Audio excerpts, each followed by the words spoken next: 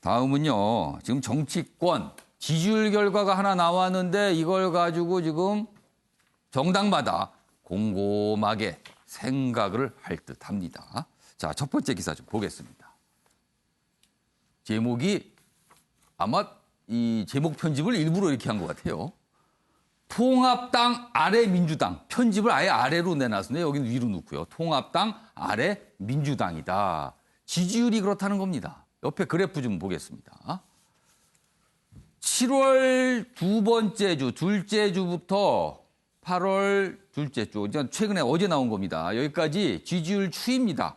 여기 보면 7월 초만 해도 미래통합당이 이 정도 위치 29.7%, 그리고 더불어민주당, 여당인 더불어민주당이 39.7%, 한 10%포인트 큰 차이죠. 이 정도면 이렇게 났어요. 그런데 시간이 그 이후에 가면서 점점 좁혀지고 있다가 여기 보면 민주당이 잠깐 오르는 분위기도 있었죠. 그런데 쭉 가서 역전이 되면서 이렇게 벌어집니다. 미래통합당이 36.5%, 더불어민주당이 33.4%로 역전이 된 겁니다. 기사 내용 좀 더 보겠습니다. 탄핵 이후 4년 만에 지지율이 역전이 됐다. 자, 그럼 이게 과연 무슨 현상일까? 첫 번째로 이유가 무엇일까? 그리고 앞으로 어떻게 되는 것일까? 뭐 이런 게 이제 분석이 들어가는 겁니다. 다음 기사 보겠습니다. 여야의 반응을 좀 다루고 있어요. 자, 이재명 경기지사 어제 국회를 방문했는데 기자들로부터 이런 질문을 받았어요. 지지율과 관련해서 어떻게 생각하시냐? 그랬더니 이런 얘기를 합니다. 부동산 정책이 큰 영향을 준 것 같습니다. 자, 김종인 통합당 비상대책위원장은요. 질문을 받으니까 묵묵히 우리 할 일 할 것입니다. 이렇게. 뭔가 속으로 미소를 지을 수도 있습니다만 겉으로는 일단 묵묵히 우리 길을 갈 뿐입니다. 이런 반응이었어요. 여당은 자성론, 야당은 표정관리 아니냐 이렇게 또 분석하고 있습니다. 자, 그럼요. 여야의 반응 영상으로 확인해 보겠습니다. 아무래도 제일 큰 영향은 부동산 문제가 아닐까 생각합니다. 네. 내가 늘 얘기하잖아요. 그거는 뭐 하나의 트렌드로 우리가 참조하는 거지. 거기에 따라서 뭐 이러고 저러고 특별한 얘기를 할 필요가 없다고 생각해. 우리는 그냥 묵묵히 미래를 향해서 우리 당이 할 수 있는 일을 하고 그것에 대한 국민의 평가를 갖다 받는 것으로 노력하면 될 거라고 봐요. 자, 그럼 이 주제와 관련해서요. 아침에 매일경제의 시그니처 코너입니다. 빈칸 채우기 지금부터 해보겠습니다. 지금 빈칸 화면에 나가고 있는데요. 이 빈칸은 지지율 역전 현상이 발생한 이유를 분석한 기사입니다. 두 가지 이유를 지금 설명하고 있습니다. 패널분들이요. 상상력을 발휘하셔서 이 빈칸을 맞춰주셔야 됩니다. 그럼 제가 문제를 드리겠습니다. 여당의 싸늘한 민심, 무엇이 방아쇠를 당기고 무엇이 결정되었다. 두 가지가 들어갑니다. 그러니까 뭐가 분위기를 잡았고 그리고 무엇이 하나가 나왔는데 그게 결정되었다는 거죠. 이 역전 현상에. 여기 보면은 이 작은 제목에 힌트들이 있어요. 여기에. 제가 요거를 설명해 드릴게요. 여당 2050 세대에서도 지지율이 역전됐다. 그리고 텃밭인 호남, 행정수도 충청에서도 민주당 지지 기반이 이탈하는 모습이 나타났다. 이렇게 됩니다.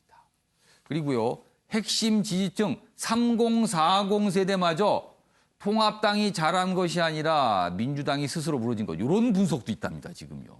그러니까 여기도 지금 지지율이 빠졌는데 이런 분석이 나오는 거예요. 통합당이 뭐 이렇게 엄청 잘한 게 아니고 민주당이 스스로 무너졌다. 뭐 이런 분석입니다.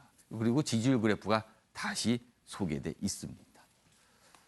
자, 김권학 교수님하고 이상희 출주관장께 미리 좀 잘 보시라고 미리 좀 알려드렸어요. 그럼 김권학 교수님부터 이 두 가지입니다. 두 개의 이유가 설명이 될 텐데 각각 무엇이라고 보십니까? 저는 부동산이 방아쇠를 당기고 일방적인 국회 운영이 결정타다. 그러니까 일방적인 국회 운영도 사실은 부동산법 처리와 관련된 거거든요. 그러니까 전반적으로 부동산의 문제에 여당이 상당히 국민들의 어떤 시선에 부합하지 못하는 그런 해법을 제시했다는 예. 것이죠. 그만큼 이제 제일 중요한 거는 이제 부동층이나 중도층은 언제든지 이탈됐다가 다시 돌아왔다 할 수 있습니다. 예.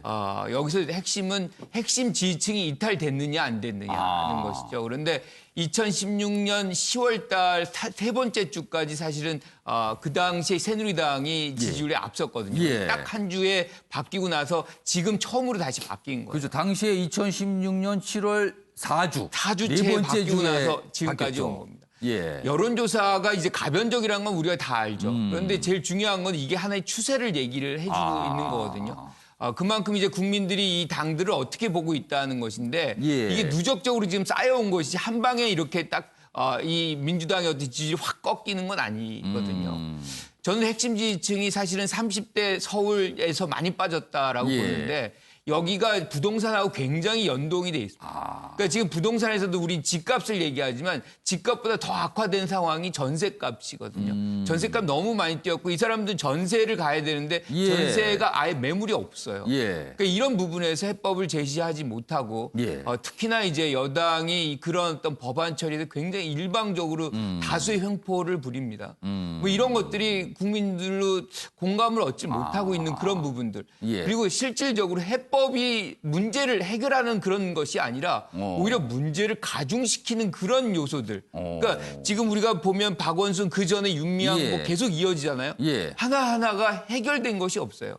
그러다 보니까 지지층에서도 답답함이 이어져 오고 있는 그런 부분들이 지금 여기 지지율에 녹아져 내려 있는 것이고 예. 이 부분은 어떻게 하면 바꿀 수 있느냐는 것은 예. 저는 뭐 여러 가지 해법이 있을 수 있지만 예. 지금 뭐 현 정부에서 지금 이제 청와대에서 몇 명 수석이 바뀌었잖아요. 예.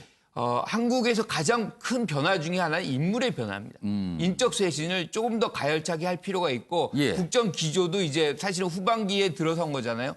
다시 한번 세울 필요가 있다 이렇게 생각합니다. 그러니까 인적 쇄신 이게 필요하다. 그러니까 청와대 인적 쇄신, 내각 인적 쇄신 이런 걸 말씀하시는 것 같으네요. 그래서 앞부분은 부동산, 뒷부분은 일방적 국회 운영 이렇게 하셨는데 그러면 이렇게 되네요. 그래프 좀 다시 볼까요?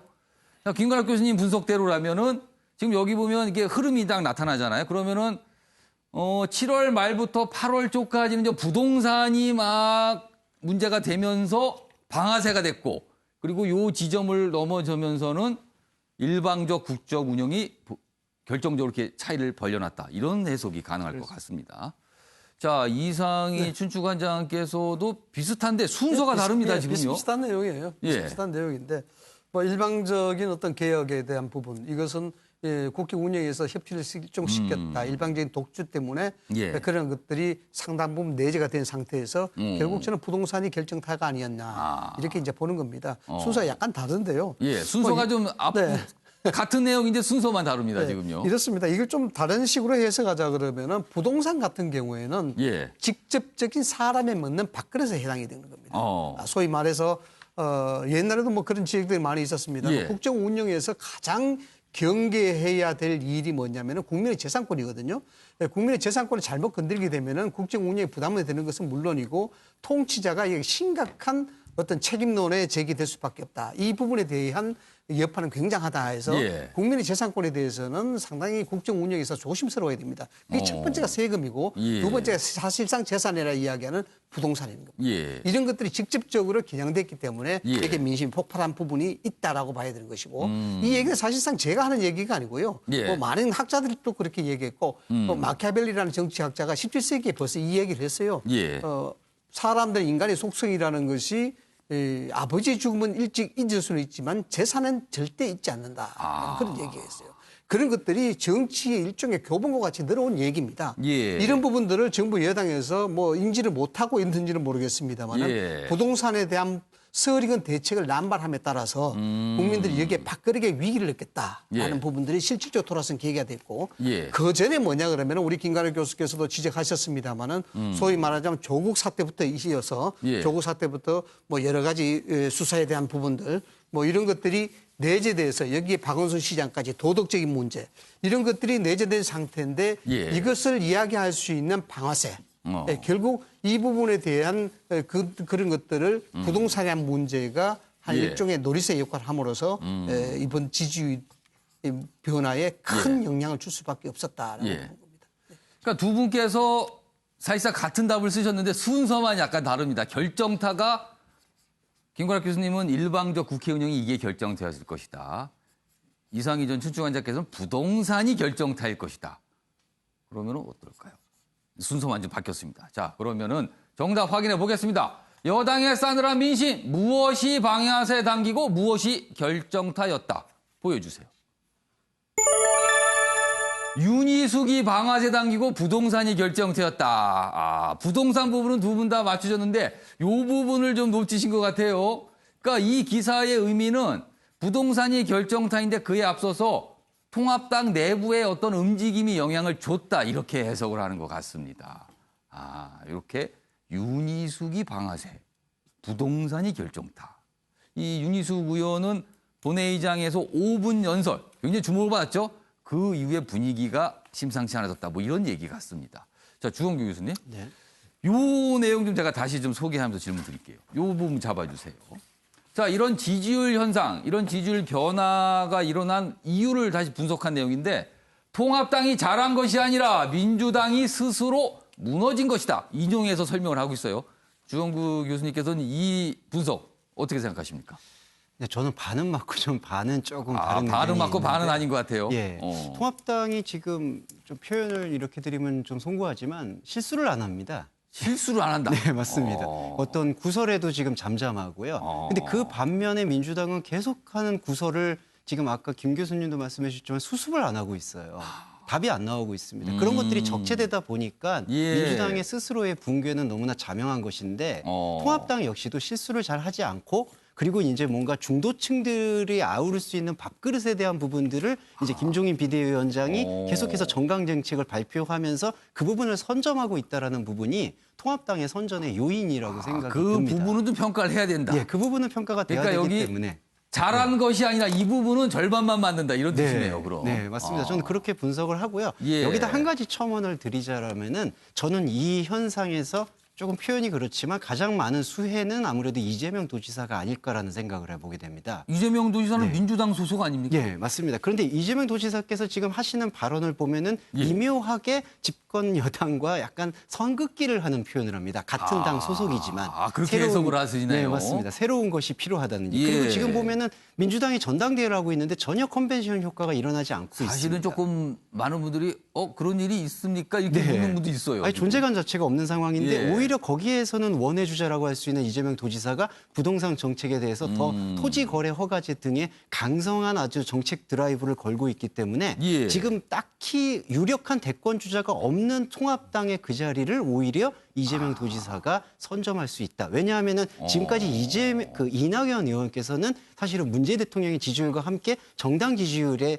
그 상징성을 일으켰기 때문에 예. 그것이 만약에 무너지게 될 때 그럼 만약에 중도층들이 통합당을 지지하게 될 때 통합당의 대선 주자를 지지해야 되는데 대선 주자가 마땅히 없는 상황 속에서는 아마도 이 중간지대는 이재명 도지사의 수혜가 되지 않을까. 그렇게 그러니까 이 판단. 지지율 역전 현상에 일단 1차적인 수혜야 뭐 통합당이겠죠. 그런데 곰곰이 들여다보면 민주당 내부에 이재명 지사가 보인다. 이런 분석을 좀 해 주셨어요. 굉장히 좀 흥미로운 분석을 좀 내주셨습니다.